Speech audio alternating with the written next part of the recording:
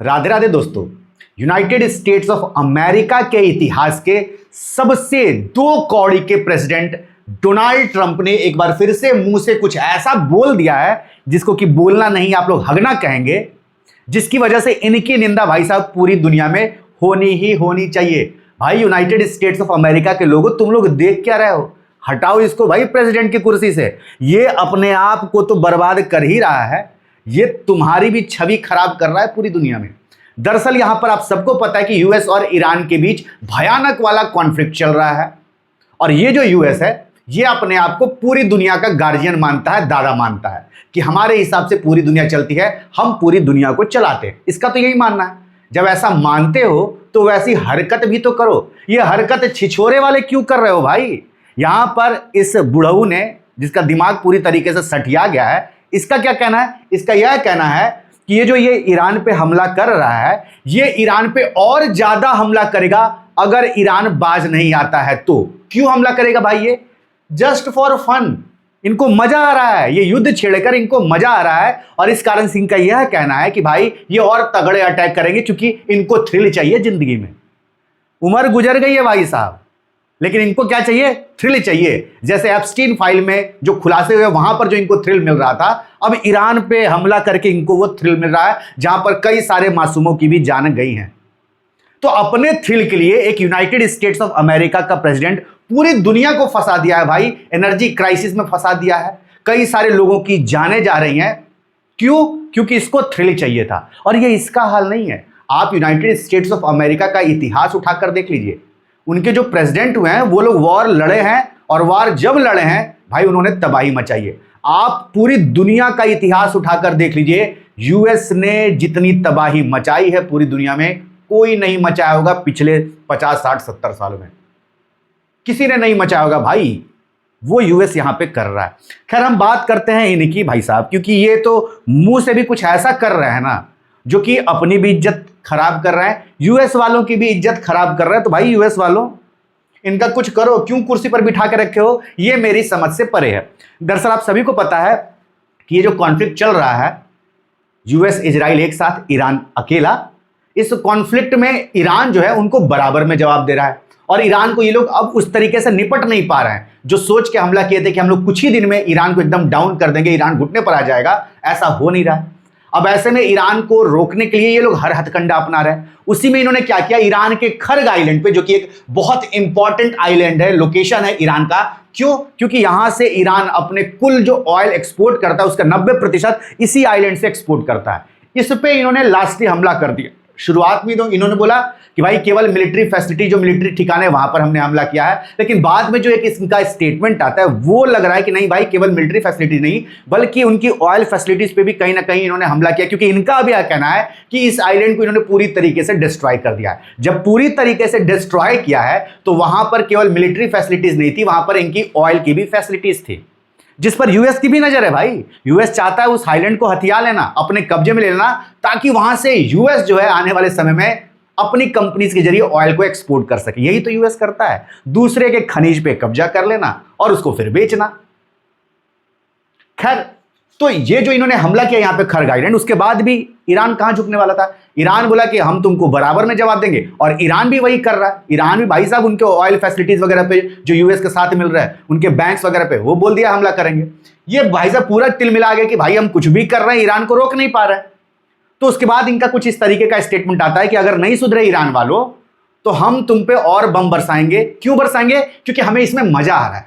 वाह रे तुम्हारा मजा, तुम मजे के लिए पूरी दुनिया को आग में झोंक दोगे, पूरी दुनिया को एनर्जी क्राइसिस में झोंक दोगे, और बोलते हो कि तुम दुनिया के गार्जियन हो। हे प्रभु, आप रिटायरमेंट ले लीजिए, आपके जैसा गार्जियन किसी को नहीं चाहिए भाई। तुम्हारे जैसा सुपर पावर पाके कोई दुनिया धन्य नहीं हो रहा है। आगे बढ़ते हैं। इन्होंने कई सारे स्टेटमेंट पास्ट में भी ऐसे दिए हैं जिसपे चर्चा होनी चाहिए, और चर्चा हुई भी थी जब इन्होंने स्टेटमेंट दिया था कि भाई ये देखो बंदा कैसे बोल रहा है, ये यूएस का प्रेसिडेंट, और इस दूसरे कार्यकाल में अनाप शनाप कुछ भी बोल रहा है। कुछ सैंपल मैं यहां पर उठा के रखा हूं, उसके अगर हम चर्चा करें तो सबसे पहले देखिए, हेल्थ क्लेम को लेकर एक यूएस का प्रेसिडेंट जब इतना बेतुका बोलेगा तो क्या बोलेगा। दरअसल यूनाइटेड स्टेट्स ऑफ अमेरिका में एक कम्युनिटी रहती है, एमिश कम्युनिटी, ठीक है, ये क्रिश्चियन कम्युनिटी जो कि ट्रेडिशनल चीजों को फॉलो करते हैं, उनको लेकर इसने क्या बोला, उनको लेकर इसने यह बोला कि ये जो कम्युनिटी है ना, ये कोई वैक्सीनेशन नहीं लेती है और इसी कारण से इनमें ऑटिज्म जो बीमारी है उसकी समस्या है ही नहीं। कुछ भी, कोई फैक्ट चेक नहीं, लेकिन मुंह से बोलना है तो बोल दिया भाई। पाया गया कि ये पूरा स्टेटमेंट ही बकवास है। क्यों नहीं वैक्सीन लेंगे भाई? कई सारे लोग इस कम्युनिटी के वैक्सीन लेते हैं और कई सारे परिवारों में ऑटिज्म की समस्या भी है। तो इस स्टेटमेंट के आने के बाद इनका खूब क्रिटिसिज्म हुआ कि काहे मुंह खोल रहे हो भाई। मुंह खोल के अच्छा बोला जाता है और तुम ऊपर से यूएस के प्रेसिडेंट हो तो सोच समझ के बोलना चाहिए। तुम मुंह खोल के हग रहे हो, वहां से क्या कर रहे हो भाई? उसी तरीके से वैक्सीन को लेकर इन्होंने यह बोला कि जो वैक्सीन बच्चों में दिया था उसमें 80 डिफरेंट वैक्सीन दिए जाते हैं जब बच्चा होता है। यह भी इनका दावा गलत पाया गया। इकट्ठे थोड़ी 80 वैक्सीन दे दिए जाते हैं भाई। बच्चे से लेकर 18-19 साल तक कुल मिलाकर पाया जाता है 33 से 70-72 के आसपास दिए जाते हैं। तो बिना मतलब कि ये भी दावा ठोक दिया। न फैक्ट चेक करना है, न उसकी पुष्टि करनी है, बस क्या करना है, मुंह से बोल देना है। आप जब एक नॉर्मल आदमी हो, जब आपको कोई नहीं सुन रहा है, आप बोल तो ठीक है। तुम भाई यूएस के प्रेसिडेंट हो और जब मंच से ऐसी बातें कर रहे हो, हे प्रभु बचाओ ऐसे प्रेसिडेंट से। यूएस वालों तुम तो कम से कम बच जाओ। आगे बढ़ते हैं। क्लाइमेट और एनर्जी को लेकर यह बंदा जितना बकवास बोलता है ना, उतना कोई बकवास नहीं बोला। बिल्कुल इनसेंसिटिव पर्सन है इस मामले में। इसने क्या बोला? इसने बोला कि ये जो डिजास्टर, क्लाइमेट डिजास्टर की वार्निंग दी जाती है, ये स्टूपिड पीपल लोग देते हैं। कोई क्लाइमेट डिजास्टर नहीं है, कोई क्लाइमेट डिजास्टर नहीं है। ये जो लोग रिन्यूएबल एनर्जी की बात करते हैं, ग्रीन एनर्जी की बात करते हैं, ये सब बकवास है, ये सब जोक है, कोई मतलब नहीं है भाई। इनका ये कहना है, जो कि डेवलप कंट्री हो चुके हैं, इन्होंने खूब दोहन किया है रिसोर्सेस का, खूब पॉल्यूशन फैलाया है इन्होंने, लेकिन फिर भी अभी ये बाज नहीं आ रही। इनका यह कहना है कि हम तो और फैलाएंगे, हम कोई रिन्यूएबल एनर्जी में विश्वास नहीं रखते हैं। तो इस तरीके का जब ये भाषण देंगे तो क्या होगा? थुथु ही होगी। और खूब थुथु हुआ इनका भाई, खूब थुथु हुआ। यूएस को खींच लिया भाई, रिन्यूएबल बाहर खींच लिया। सोलर जो हमने बनाया था, सोलर संस्था, उससे बाहर खींच लिया। क्यों? क्योंकि ये मानते नहीं रिन्यूएबल एनर्जी में। ट्रंप है भाई साहब, यूएस के प्रेसिडेंट बन गए, तो कुछ भी डिसीजन ले रहे हैं क्योंकि प्रेसिडेंट है। अब यूएस वालों ऐसा प्रेसिडेंट बनाओगे तो होगा क्या? इसके अलावा बताएं तो यहां पर इन्होंने एक और बात कही। क्या कही? यूएन के जनरल असेंबली में स्पीच देते हुए इन्होंने यह बोला, सॉरी ये दूसरा है, इन्होंने यहां पर एक क्लेम किया अक्टूबर 2025 में, ये पहले भी कर चुके हैं।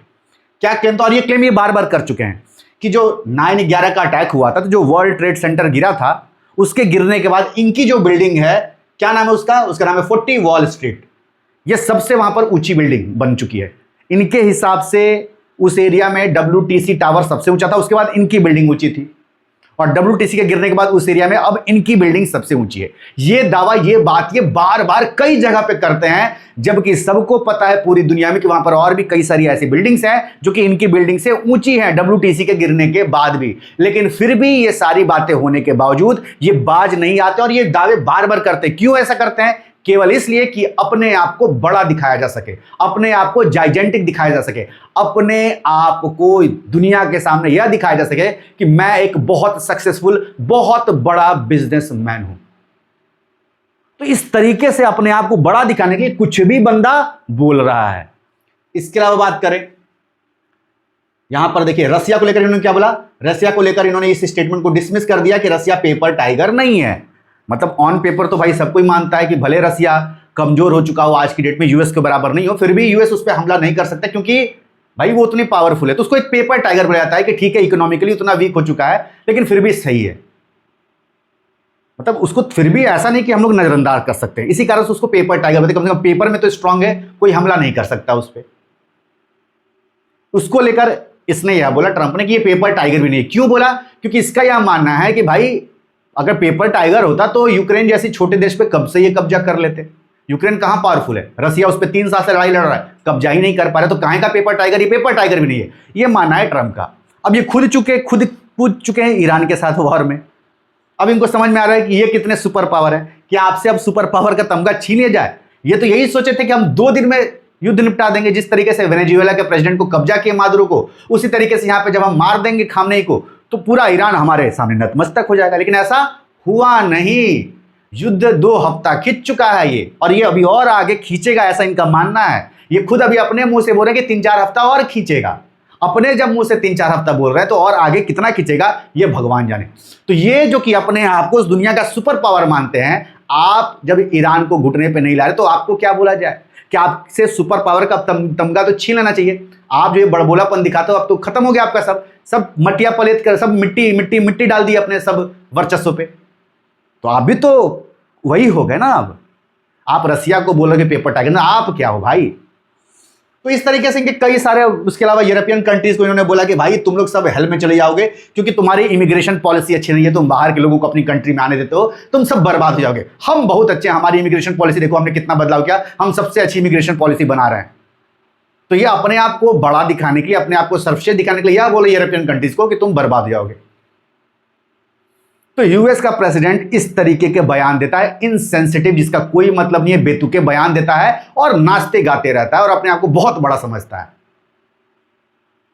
इसी कारण से मैं बोल रहा हूं कि जो ट्रंप है ना, वो एक वायरस की तरह है आज की डेट में पूरी दुनिया के लिए। इसको पहले निपटाओ, इसको हटाओ भाई इसकी कुर्सी से। अमेरिका वालों, गलत आदमी को प्रेसिडेंट बना के बैठे हो तुम लोग।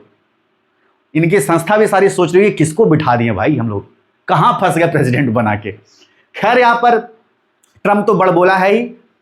इस युद्ध में ट्रंप ने यहां पर यह बोल दिया कि भाई हम ईरान वालों तुम सचेत हो जाओ। ईरान को धमकी दी इसने कि सचेत हो जाओ, सुधर जाओ, हमला ना करो, वरना हम तुम पर ऐसा हमला करेंगे कि 1 घंटे में पूरे ईरान की बिजली ठप कर देंगे और अगले 25 साल तक तुम दोबारा से अपने बिजली के इंफ्रास्ट्रक्चर को खड़ा नहीं कर पाओगे। इस तरीके का ट्रंप ने एक बड़ा वार्निंग दिया ईरान को, यह सोचकर कि ईरान दब जाएगा। ईरान दबने वाला है। ईरान इससे भी 2 कदम आगे खड़ा होकर ईरान की तरफ से कुछ ऐसा बयान आ रहा है भाई।